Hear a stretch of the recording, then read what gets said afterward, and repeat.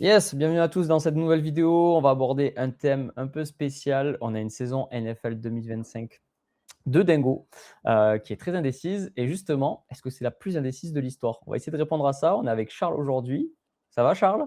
Bonne fête, Ça va très bonne bien, année. Julien. Bonne année à tout le monde. Que 2026 soit la meilleure possible. Que votre équipe NFL, alors je parle pas aux fans des Jets, hein, mais que votre équipe NFL réussisse et aille le plus loin possible hein, en ce début d'année. Et comme tu le disais, on va parler de cette saison 2025. On arrive à la 18e semaine, la dimanche. Ouais, Enfin, dès demain même. La 18e semaine, elle commence demain. On en a parlé lors de la vidéo là, de milieu de semaine sur notre récap NFL que vous devez suivre toutes les semaines. Je vous donne rendez-vous, bien entendu. On va voir si effectivement, c'est pas la plus indécise de l'histoire, parce que voilà, il y a quand même quelques signes qui montrent que on a ce qu'on appelle la fameuse parité que les différentes ligues américaines essayent de rechercher. Et peut-être que la NFL est peut-être celle où la parité est la plus évidente. ouais, je suis assez d'accord. Bon, après, en général, hein, les ligues américaines, on va dire NFL, NBA, la parité, c'est quelque chose qui cherche à avoir et certains cherchent à avoir des, comment on appelle ça, Évidemment. des, avoir la même mise sur des décennies, savoir si c'est la décennie de telle ou telle équipe.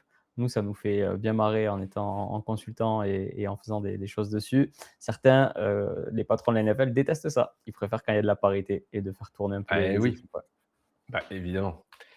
Évidemment. Le renouvellement, c'est de toute façon, le renouvellement des ligues est quelque chose d'extrêmement important parce que ça évite de créer de la lassitude, ça évite, tu vois, alors évidemment, hein, tout le monde ne peut pas du jour au lendemain passer de la dernière à la première place, mais on en parlera tout à l'heure. Il y a plein d'exemples, depuis notamment le réalignement en 2022 avec l'ajout, les la construction de la NFL à 8 divisions. Il y a toujours des équipes qui font ce roller coaster un petit peu de on était au fond du gouffre l'année 1 et l'année 2, bouf, et cette année, il y a encore un exemple, un ou deux exemples en particulier là-dessus. Mais en fait, déjà, la première question, pour dresser le tableau, en fait, une saison incertaine, qu'est-ce que c'est? Parce qu'il y a le ressenti que toi tu as, que vous avez, vous de votre côté aussi en tant que spectateur, en tant que fan. Mais en fait, on va essayer déjà de poser des critères, pour être on va dire le plus objectif possible et essayer de mettre de côté nos impressions de fans. En premier critère, moi, j'aime bien parler de ce qu'on appelle la compression des bilans, à savoir combien d'équipes sont autour de cette fameuse bulle de la saison à l'équilibre, des 50 de victoires, chères, aux Steelers qui eux, Eux, ça ils fait sortent pas de là. un Ils petit veulent pas aller moment trop qu'ils sont haut ni trop toujours, bas. tu vois, Ouais. ils sont toujours là. C'est ni trop bas, mais ils sont toujours là. Il y a l'incohérence des performances versus le bilan.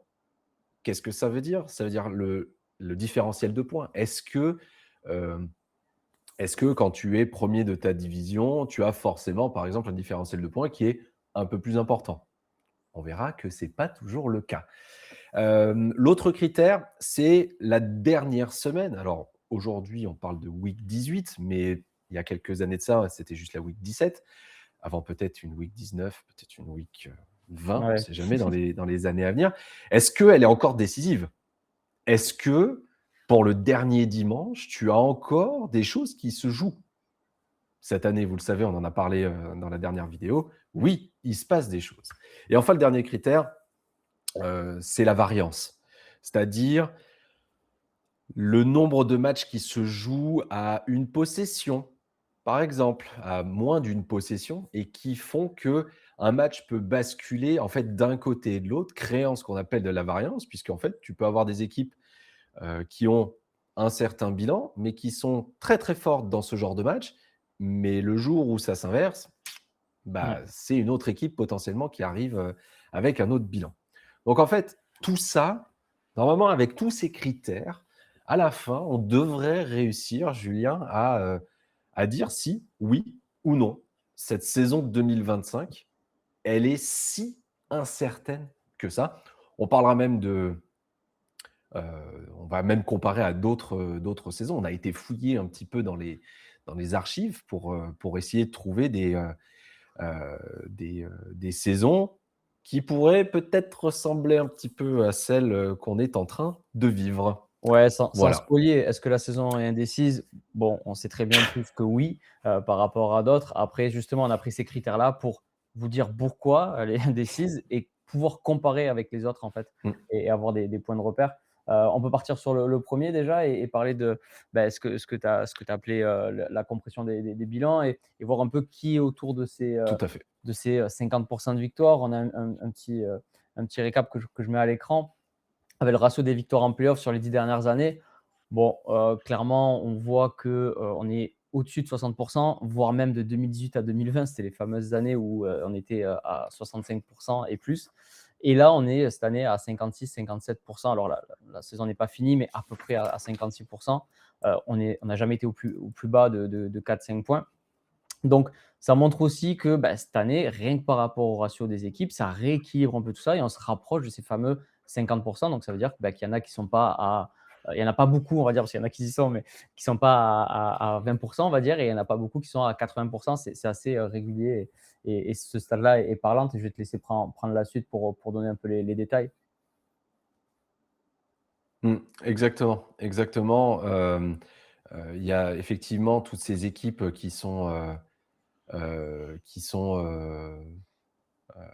de ratio de victoire en playoff, mais il y a aussi euh, le nombre d'équipes dont le bilan est entre 7-9 et 12-4. Donc des bilans où d'un match à l'autre, potentiellement, tu peux avoir des équipes qui montent ou qui descendent du classement. Ça, c'est assez parlant, je trouve, pour moi. Et cette année, bah, par exemple, on a 5 équipes à 8-8. Les Ravens, Ouais, je vais les mettre la Panthers, stat. les Lions, les Colts et les Vikings. C'est ça. Ouais. Donc, alors, évidemment, dans ce lot d'équipes, il y en a que 2 pour le moment qui peuvent encore se qualifier pour les playoffs cette année. Ouais. Mais quand tu rajoutes à ça aussi 4 équipes qui ont un bilan de 7 victoires et 9 défaites, une équipe qui est à 7, 8 et 1, il y a une équipe à 9, 6, 1 et une autre à 9, 7. Tu as Ouais. 6 équipes à 11, 5, 2 à 12, 4 et 3 à 13, 3. Donc, tu as une espèce de concentration euh, De d'équipes mid-range. Mmh. avec un bilan plus ou moins proche, montrant que, en fait, d'une semaine à l'autre, euh, la certitude que tu pouvais avoir sur un match à l'instant T plus 1, cette certitude-là ne vaut plus rien parce que les équipes qui gagnent sont capables de perdre la semaine d'après et vice-versa. Amenant cette espèce d'équilibre qui est plutôt, enfin moi personnellement, que je trouve plutôt sympa. Si on prend la saison l'année dernière, par exemple, on avait des Chiefs qui ont terminé à 15-2. Cette année, personne ne va terminer avec 15 victoires, par exemple. Les Ravens avaient marché aussi sur l'AFC. Là, cette année, il y a plusieurs équipes qui ont montré qu'elles pouvaient être dominantes, mais sans réellement, si tu veux, je trouve, dominer en tant que telles. Mmh. Plein d'exemples dans le passé, quand on fera des comparaisons avec d'autres saisons, j'en parlerai. Mais pour moi, je trouve que, en fait, euh, ça monte la parité, mais en fait, dans le même temps, est-ce que ça ne veut pas dire que, en fait, il n'y a personne qui domine vraiment? Non, et C'est une c'est ce question qu'on que peut se poser. ouais, c'est ça, c'est ce qu'on dit. Alors, comme je disais, il y en a qui aiment quand c'est des dominations sur des décennies, des choses comme ça. Ça crée, plein de fanbase, dédicace aux fans des Chiefs depuis, depuis quelques années à peine. Mais, c'est vrai que Tu cette m'étonnes. parité qui est recherchée, en fait, ça peut enlever ça. Mais on peut voir aussi, et ça c'était le troisième point que tu disais par rapport à ça, il y a des équipes qui peuvent paraître dominer, parce que si je mets les stats à l'écran, si on voit les chiffres, ils sont à plus 36 sur le différentiel, mais ils sont pas qualifiés, ils passent pas. Et en fait, on peut le voir à l'inverse Exactement. avec les Panthers où on est à moins 67 et par contre, ils peuvent encore se qualifier. Donc en fait, voilà, c'est des choses où, malgré le fait que sur les stats, entre guillemets, ça peut continuer à dominer, ça ne passe plus en fait sur la réalité. Donc c'est toutes ces questions-là en fait qui créent en fait ce petit, on va dire, bordel entre guillemets, j'ai envie de dire, et ce petit Mmh. rééquilibrage. Et moi, je trouve ça pas mauvais. Je pense que tout le monde est content ici d'avoir encore des choses. Il y a aussi le fait, ben, on va en parler, hein, est-ce que le fait que les chiffres ne dominent plus rééquilibre tout ça? Est-ce que c'est seulement ça qui fait que? Je pense pas, mais ça y joue quand même parce que comme tu l'as dit, le bilan des chiffres qui sont à 6-10, si je dis pas de bêtises, tu leur enlèves 9 victoires, bah, rééquilibre ces 9 victoires un peu partout, bah, ça fait déjà, l'équilibrage des bilans. Donc tu vois, c'est des choses où une équipe ou Mmh 2, mh. même s'il y a beaucoup d'équipes qui ne dominent plus, bah, ça rééquilibre et ça redispatche et bah, les chiffres, c'est pas très, très loin, hein. Je pense qu'effectivement l'exemple des Chiefs et des Panthers est pour moi le plus parlant. On a une équipe qui connaît une saison, compliquée par rapport à ce qu'on a connu, par le passé, mais qui au final, quand on fait le bilan du nombre de points marqués et le nombre de points concédés, reste avec un différentiel qui est positif. Dans l'imaginaire, je pense, de tout le monde, si tu as un différentiel positif, ça veut dire que normalement, tu es censé gagner tes matchs. Et ben, là, on est on peut l'analyser de cette manière-là. Les Chiefs, quand ils gagnent potentiellement avec pas mal de points. Mmh Et mh. par contre, quand ils perdent, et ben, ils perdent avec peu de points. Sauf que cette année, ils ont plus perdu que gagné. Mais comme leurs victoires sont peut-être un peu plus imposantes, et ben, du coup, ils se retrouvent avec un différentiel de points positif. Mais à la fin, c'est le score qu'il y a à la fin du quatrième quart-temps. Et, et avec des matchs comme face aux Colts, par exemple, qui se jouent sur des détails, notamment en prolongation, on arrive à ce genre de bilan.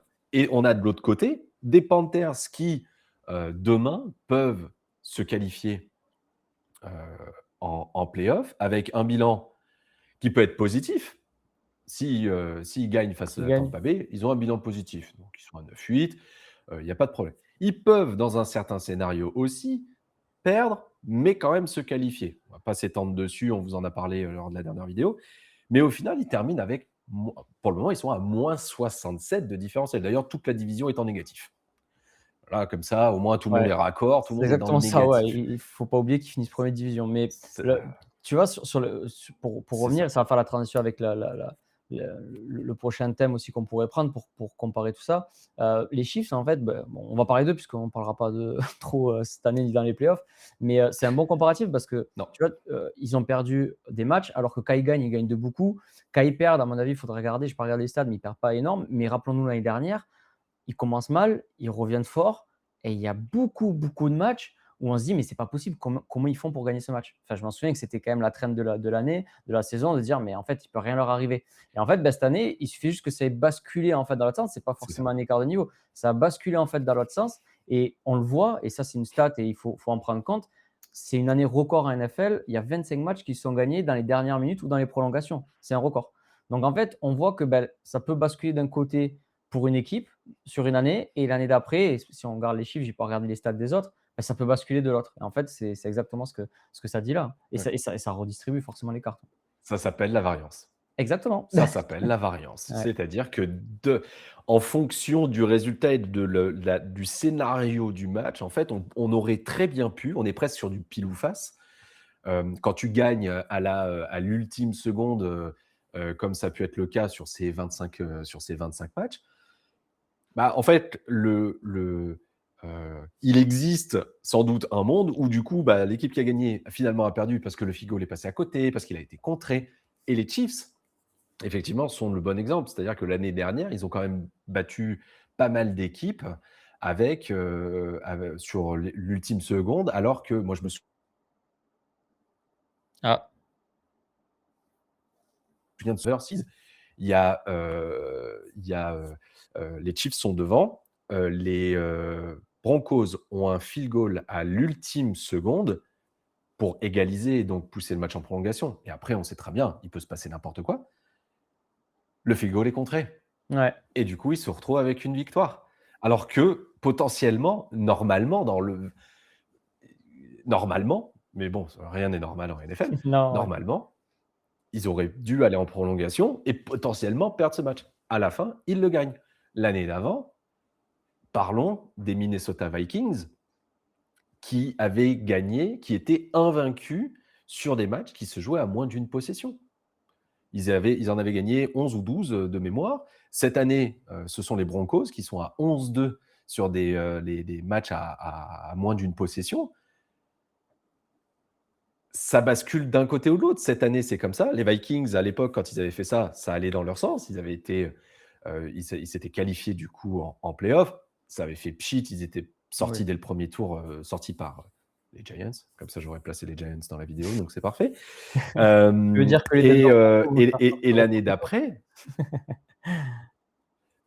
non, écoute, je me fais pas dire ce que j'ai pas dit, mais, mais Ouais, bon, c'est ils sont semblable. peut-être un peu plus solides. Il y a peut-être un peu plus Ouais, un de peu. choses montrées que les Vikings à l'époque, mais l'année d'après, les Vikings, bah, ces matchs qu'ils gagnaient à une possession, ils les gagnaient plus. Et tu te retrouves avec une équipe qui finit avec un bilan négatif, qui ne va pas en playoff. Et c'est là où la variance s'exprime le plus. Ça pèse, je pense, énormément dans l'incertitude d'une saison. Est-ce que ça va se transcrire aussi pendant les playoffs? À voir. Si on a des matchs serrés en saison régulière, potentiellement, c'est-à-dire qu'on a des matchs encore un peu plus serrés en playoffs, parce que normalement, on a les meilleures équipes qui arrivent en playoffs. Donc, c'est censé être le cas.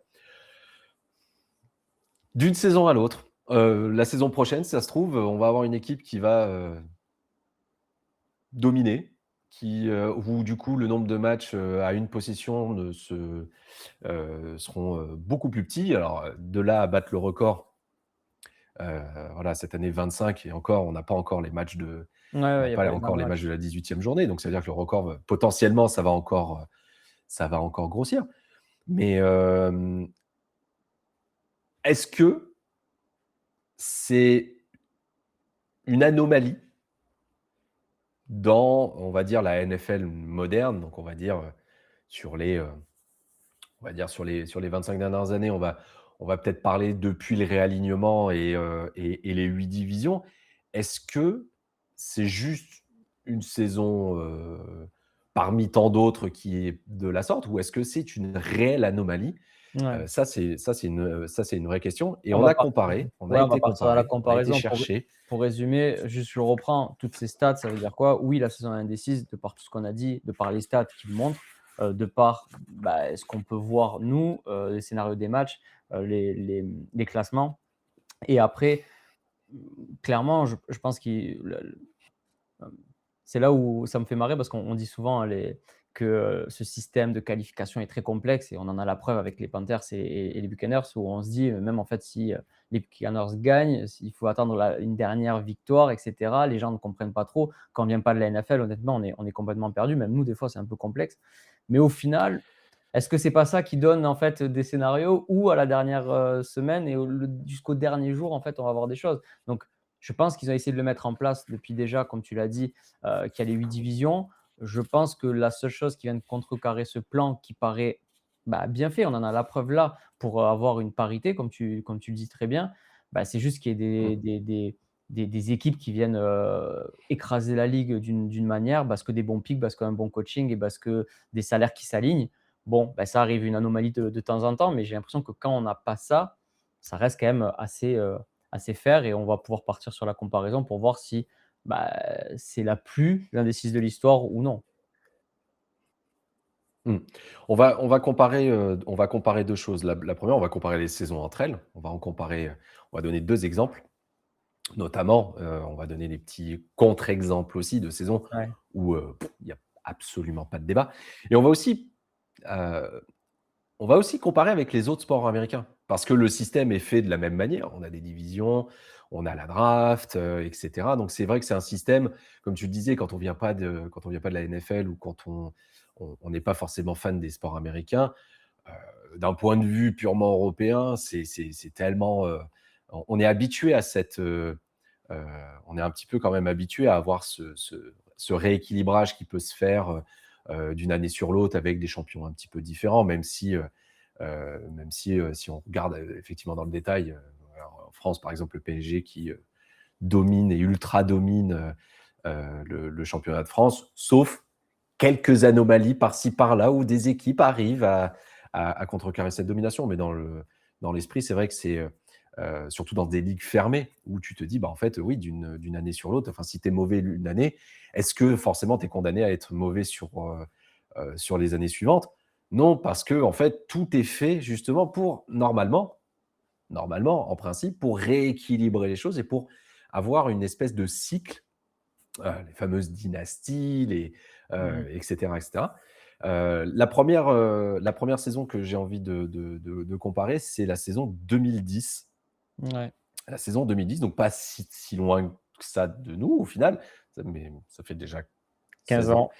Ouais, 16 ans. C'est déjà loin. Ça fait déjà loin. Ça fait déjà très, très loin. Oui, mais on était quand même dans l'ère Après moderne. 9 semaines de compétition, on était quand même dans l'ère moderne, bien sûr, bien sûr. Tom Brady était là, donc c'est bon, ça reste l'ère moderne. Ça reste l'ère moderne. Pendant cette saison, après 9 semaines de compétition, il y avait quand même 12 équipes. Donc à la moitié de la saison, grosso modo, il y avait encore 12 équipes qui pouvaient prétendre au titre de division et 21 sur 32 qui avaient Ouais. un bilan supérieur à 50% de victoire. Tu avais les 2 tiers des équipes, quand même, qui avaient un bilan positif. Et même si tu avais des bilans négatifs, bah, en fait, c'était tellement serré que des équipes comme, à l'époque, les 49ers, qui n'étaient pas dans leur période, la meilleure période de leur histoire, ils avaient un bilan de 2 victoires pour 6 défaites. Ils étaient qu'à 2 matchs seulement de la première place dans la NFC West. Ouais, c'est dingue. 2 victoires, 6 défaites à la mi-saison. On te dit, écoute, 2 victoires et 2 défaites de tes concurrents et tu es premier de division. Ouais, Waouh! et Mais à l'inverse, de l'autre côté, tu as les Patriots et on voit la stat que j'ai affichée à l'écran.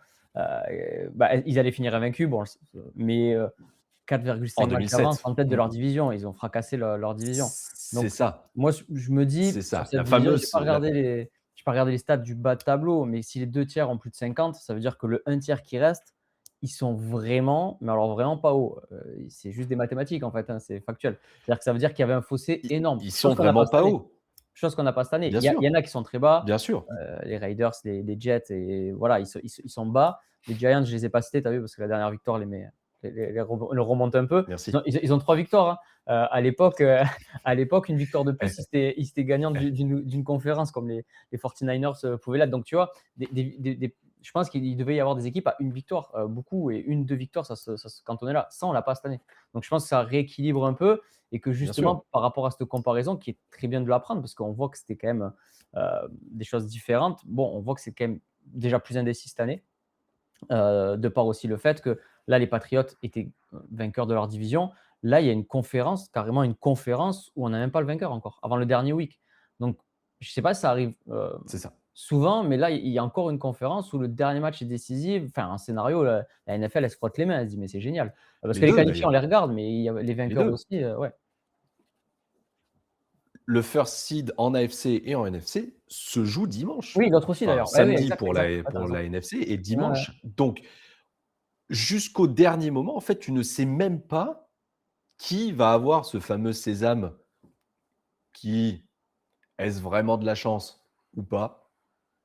À voir. On a des exemples en college football qui montrent qu'avoir une bye week, c'est Ouais. pas toujours la meilleure chose à avoir. C'est l'objet d'un autre débat. Mais oui, si on prend la saison 2007, les Patriots qui allaient devenir invaincus et battus à la fin par les Giants, je dis ça comme ça, du finaliste pour le Hall of Fame, Eli Manning, euh, ils avaient, comme tu l'as dit, 4 matchs et demi d'avance en tête de leur division. au même moment de la saison. Donc, Ouais. tu savais que c'était plié. 4 matchs et demi, normalement, bon, Oui, oui. c'est que derrière, soit c'est vraiment très, très bas, Soit enfin, blessure du forcément, ça allait quarterback. très bas. Ils étaient invaincus, donc ils étaient à 9-0.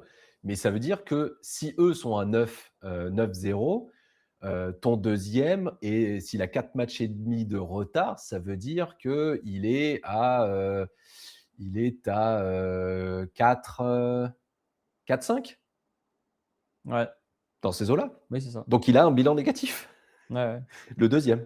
le 2e. Et aujourd'hui, on le voit, tu as plein de divisions, la NFC West, par exemple, où tu as 3 équipes qui ont 13 victoires, Ouais. enfin 12 et 13 victoires.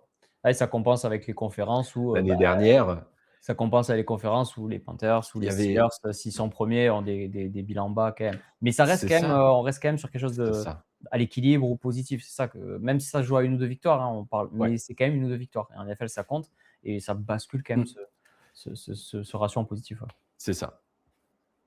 Et celle qui est souvent citée comme le pic de parité Ouais, jamais observé en NFL, depuis, le réalignement, c'est justement l'année du réalignement en 2002. Il y a une étude de Harvard, du Harvard Sports Analysis, hem, qui met en lumière tout ça, sur des métriques comme la dispersion de victoires, où là, on dit qu'effectivement, cette saison 2002 avec le réalignement était sans doute la plus paritaire qui existe. Donc 2025, c'est peut-être pas la plus incertaine de l'histoire, mais par contre, effectivement, elle est clairement dans cette mouvance-là de saison. Moi, il y a un autre argument pour parler de la parité de la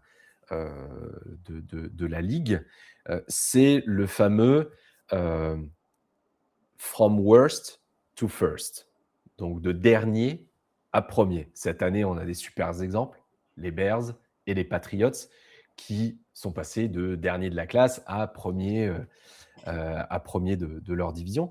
Et depuis 2003, il y a un bon petit paquet d'équipes. Je vous montre juste un petit peu là à l'écran la liste. Ils sont quand même pas mal. Les derniers exemples en date, on a un exemple un peu marquant. On a Houston qui avait terminé la saison en 3-13-1.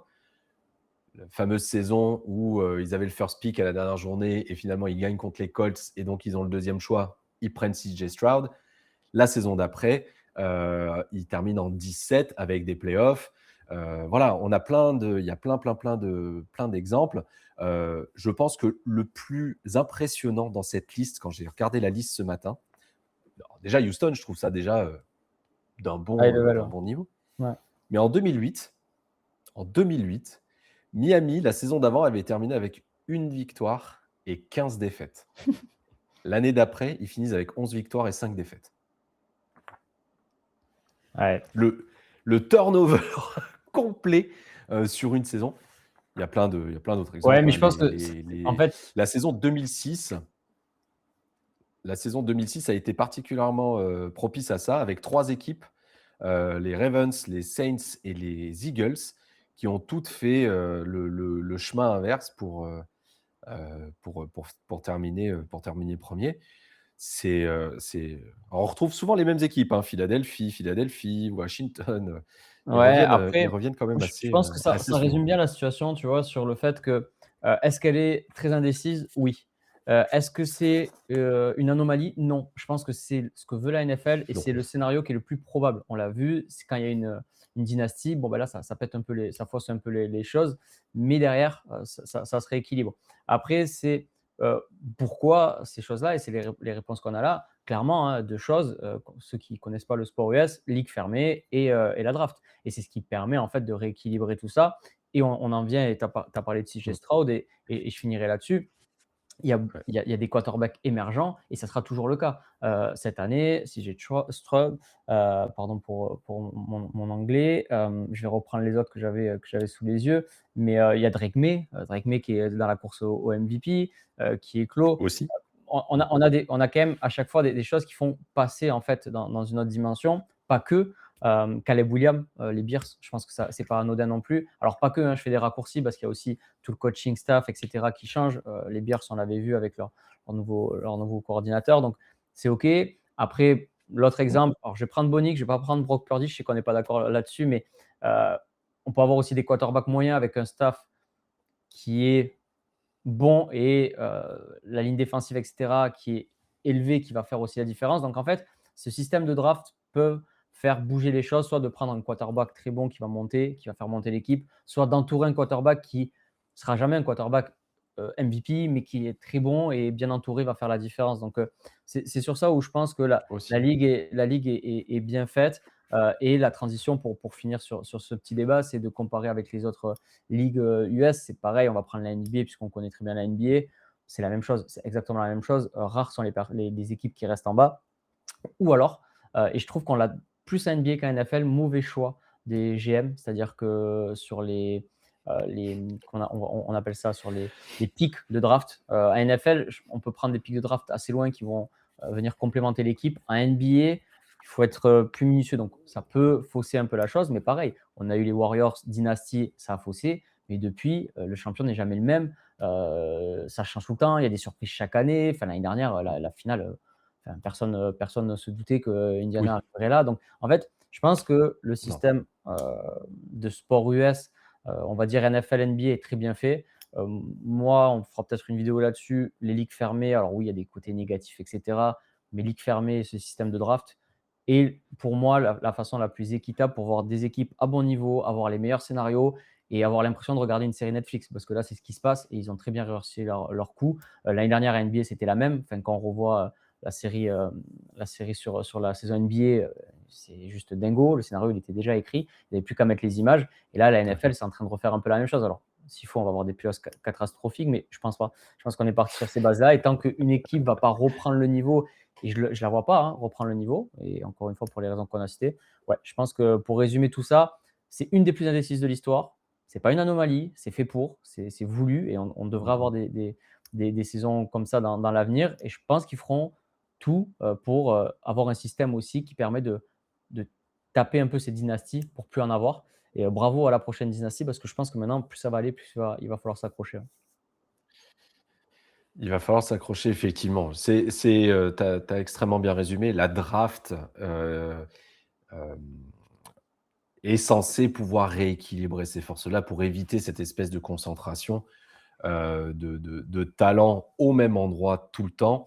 Il y a d'autres facteurs, le salary cap en est un, qui limite aussi, l'addition, comme un Real Madrid des Galactiques, tu vois? Ce genre d'équipe que nous on connaît en Europe, où, d'un seul coup, bah, en fait, comme il y a pas de limite, bah, ceux qui sont prêts à dépenser le plus, heu ont la capacité d'avoir le plus de talent possible au sein d'une même équipe. Ça ne te garantit bien entendu pas la victoire. L'année dernière, l'incursion d'Indiana, des Pacers jusqu'en finale NBA en est une. On a des exemples en NFL chaque année. Les Commanders l'année dernière qui arrivent jusqu'en finale de conférence face aux Eagles. Personne n'avait vu venir cette équipe-là aussi loin, avec un quarterback rookie en plus. Donc, effectivement, la fameuse competitive balance, donc le worst to first qu'on a évoqué, le renouvellement des champions de division, le renouvellement du champion même tout court, tout ça, clairement, c'est sans doute la NFL parmi les quatre ligues majeures nord-américaines qui est la plus équilibrée. Parce que Mmh. depuis 2023, il y a quand même 29 équipes qui sont passées de la dernière à la première place, quand en NBA, elles ne sont que 5. Ouais, c'est pas grave. Alors, Process plus long, ouais, à c'est ce que je disais. nuancer, C'est ce à que je disais. nuancer. Ouais. Process plus long, pas la même structure non plus. Il y a des divisions en NBA, mais le champion de division n'est pas qualifié en Non, playoff exactement. automatiquement. C'est pas le même système. Donc, il y a ça aussi qui rentre en ligne de compte. La NHL, il n'y en a eu que 7. Et la MLB aussi n'en a eu que 7. Donc peut-être des ligues où, quand tu es réellement au fond, hem, tu y restes peut-être un petit peu plus Ouais, longtemps. ouais. Mais après, le meilleur exemple à donner aujourd'hui, c'est le Thunder, qui a été au fond du seau pendant plusieurs années, mais par une gestion intelligente de Sam Presti, pour pas le citer, eh ben, on arrive à se demander si c'est pas eux, potentiellement, la prochaine dynastie. Là, en NFL, des équipes qui sont bien gérées, désolé les Jets, heu, il y en a. Les Patriots peuvent être le meilleur exemple. Il y a une Ouais. construction qui est intelligente, il y a pas, voilà, il y a des choses il y a des choses qui sont intéressantes. D'autant plus que des 4 ligues, la NFL, on le rappelle, est quand même la seule à ne pas avoir de système de loterie pour la draft.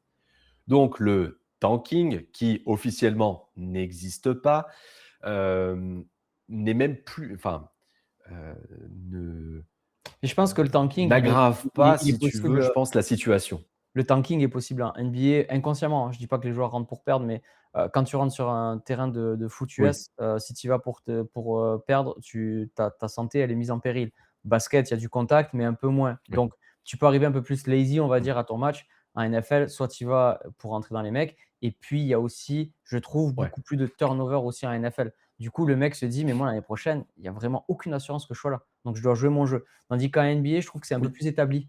Les joueurs sont c'est plus ça. établis, c'est Mmh. pas 4-5 matchs à la fin qui vont changer grand-chose. Je trouve que le statut est gardé. Donc voilà, c'est des comparaisons qu'on pourrait faire. Ce serait intéressant de comparer ça sur Oui, notre vidéo, mais c'est vrai que c'est oui, c'est c'est tu as différent. pas le La même NFL, nombre en de tout cas, matchs non je plus, trouve effectivement. c'est les bons scénarios. La NBA, c'est des bons scénarios dernièrement, mais on peut tomber sur des choses un peu moins cool, on va dire, à suivre et indécises. Mais là, la NFL, cette année, en tout cas, on se régale.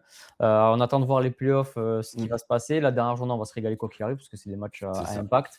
Et il y a des choses à voir. Donc, ouais, on Mmh. voulait faire le point sur cette saison qui était indécise et remettre un peu dans le contexte et dire, bah, en fait, c'est la norme, hein. C'est-à-dire qu'on sort d'une dynastie, en fait, tout simplement. Des chiffres, ça y est, c'est fini. Là, on peut le dire, c'est acté. Il va falloir switcher. Ça peut aller très vite, hein. En 2 ans, ils peuvent remonter. Mmh. Mais bon, C'est ça. voilà. En tout cas, on revient à la normale. C'est des saisons NFL qu'on va voir de plus en plus et on va voir ce qui va se passer. Donc, techniquement, avec notre débat, l'année prochaine, les Jets et les Riders devraient arriver au Super Bowl, normalement.